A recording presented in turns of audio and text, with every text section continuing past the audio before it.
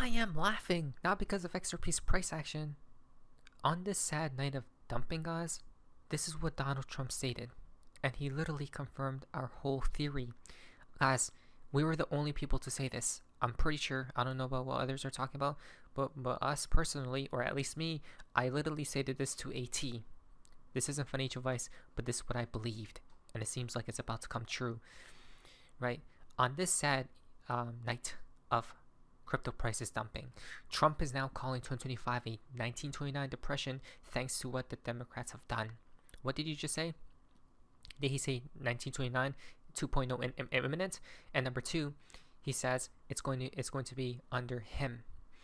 The extension of the debt ceiling by previous Speaker of the House, a good man and a friend of mine, from this past September of the Biden administration to June of the Trump administration will go down as one of the dumbest political decisions made in years. Now, there was no reason to do it. Nothing was gained, and we got nothing for it. A major reason why that speakership was lost. It was Biden's problem, not ours. Now it becomes ours. I call it 1929 because the other side don't care what our country may be forced into. You guys see forced? Because he knows what he's talking about. He's literally an insider. When he's saying the word forced, guys, it means that the higher-ups literally are about to give the call for all this to take into effect.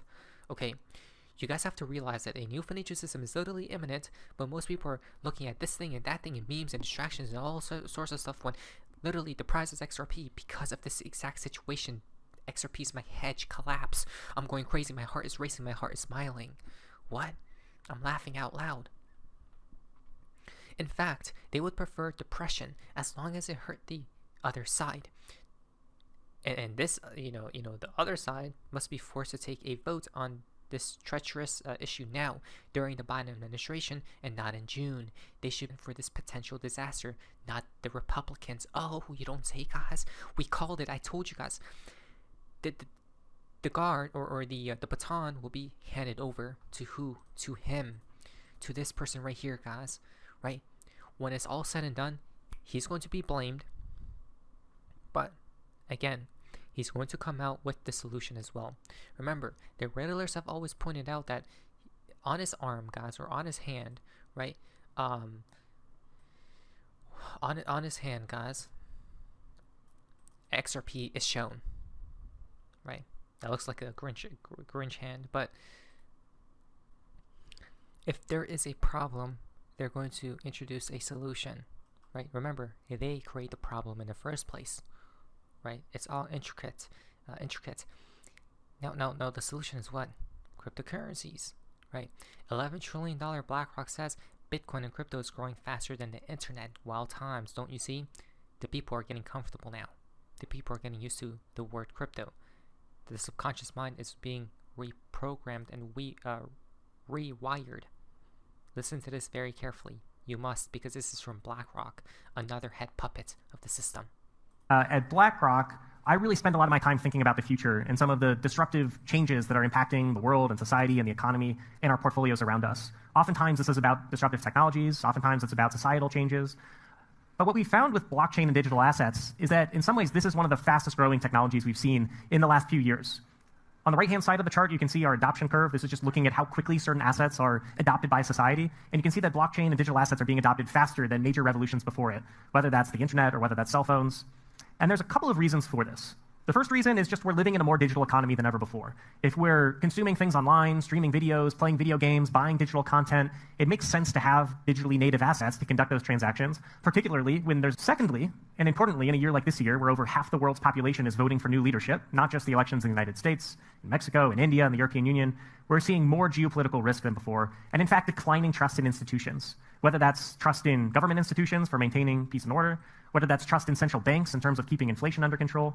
More distrust has exacerbated the need for a global monetary alternative. The third we're seeing is demographic changes. The rise of the millennial and Gen Z generation. Millennials, at least in the United States, are set to inherit trillions of dollars, are entering peak earnings years in their work, and are increasingly playing an important role in the economy. And millennials are very different from previous generations because me, were the first generation to be digitally native, growing up with the internet, growing up with computers. We understand digital better than previous generations, and that means we're more likely to adopt digital currencies. And then finally, what I think has been really important to BlackRock in our journey in the digital asset space has been the maturing of infrastructure in digital assets.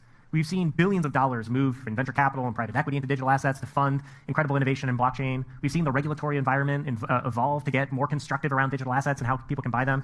We've seen extremely talented people leave traditional finance to go into DeFi to help lead some of these innovations. And all of this infrastructure has really matured over the last 5 years. So between all of these tailwinds, it's really creating the opportunity for digital assets to gain broader adoption across more investors around the world.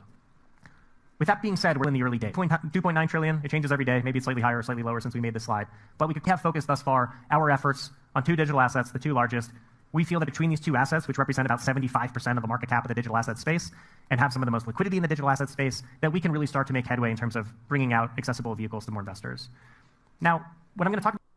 We will get wealthy, guys, right? It's literally as clear as day. How much more do you need, right, and want? Now, while we shift into a new financial system generally, guys, right, as a whole, remember, certain coins will be phased out. New coins may be appeared as king, right? Changes will happen, guys, externally and internally. MiCA is here. Starting December 30th, 2024, the EU's groundbreaking crypto regulation takes effect.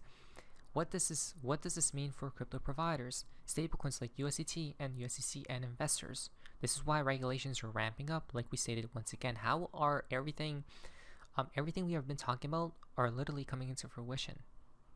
Because we're in a know, guys, right? I mean, it's so easy to be in a know because it's literally in plain sight. All you have to do is see, right? Listen, hear, pay attention. What is MiCA? Well, MiCA is the EU's crypto framework launching December 30th, 2024. It will protect investors, regulate stablecoins, licenses crypto providers, right? In simple terms, this aims to protect investors and ensure stability in the crypto market, guys. Okay, a true game changer for crypto in Europe. Well, you look at that, right? Under this regulation, crypto asset service providers need proper licensing to operate across the EU. Look how things are changing, guys. Right? Stablecoins used are issued by different entities. For example, if the companies of the stablecoins you use apply for the MiCA license, their stablecoins will be regulated and therefore can operate in the EU. For example, USDC Circle is already licensed under MiCA, making it fully compliant for EU markets. USDT, on the other hand, however, is not currently licensed, right? And does not have any plans to do so. Do we see what's happening, guys? Right? They want to sacrifice a few things, guys, for the new world, right?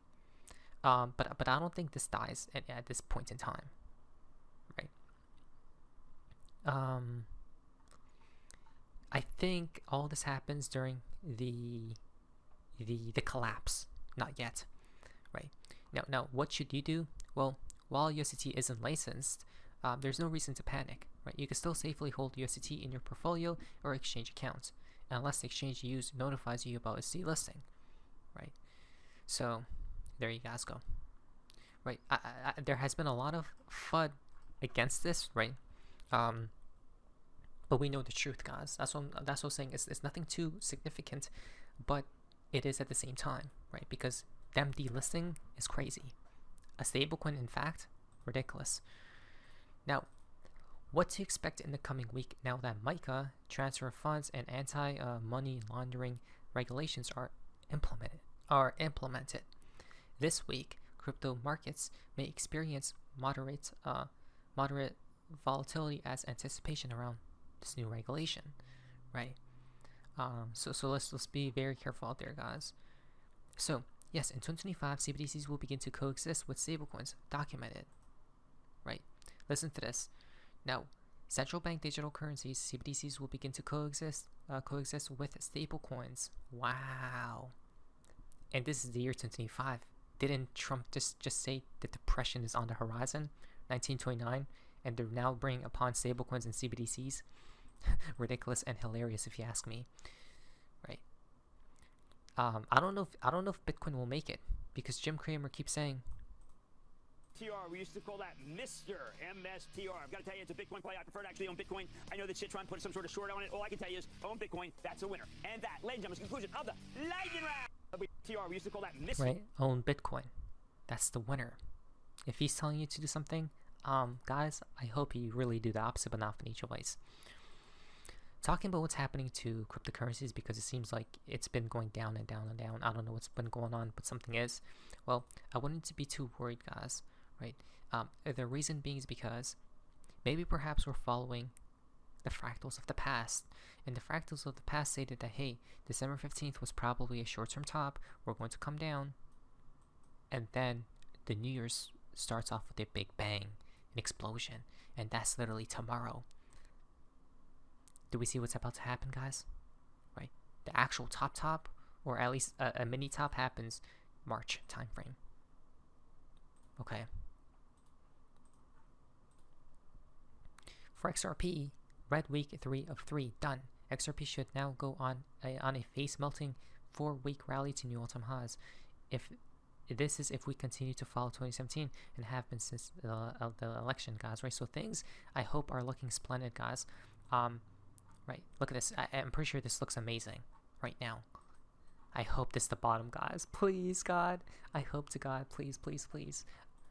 Right now, we're literally right here, guys, before this explosion. Again, matches up with Bitcoin exploding during New Year's, right? So things are looking good, guys, and how we know that is by BlackRock bought Ethereum ETFs, right? And Fidelity bought so much Ethereum, literally hundreds of millions of dollars this week, but it's been going down. So what's been happening? I don't know, right? But they are bullish. Manipulation, that means. To the downside, so they buy your bags. Even a whale bought up 2,700 Bitcoin, guys, worth $255 million on Binance. Whale's buying aggressively, but even though the prices are going down, again, manipulation to go down, prices to go down, and then they buy your coins, right? Because you are the exit liquidity. Now, financial advice, let us prepare. A lot of things are going crazy, guys. I'm so excited though. But this is Sophie's Maces. See ya.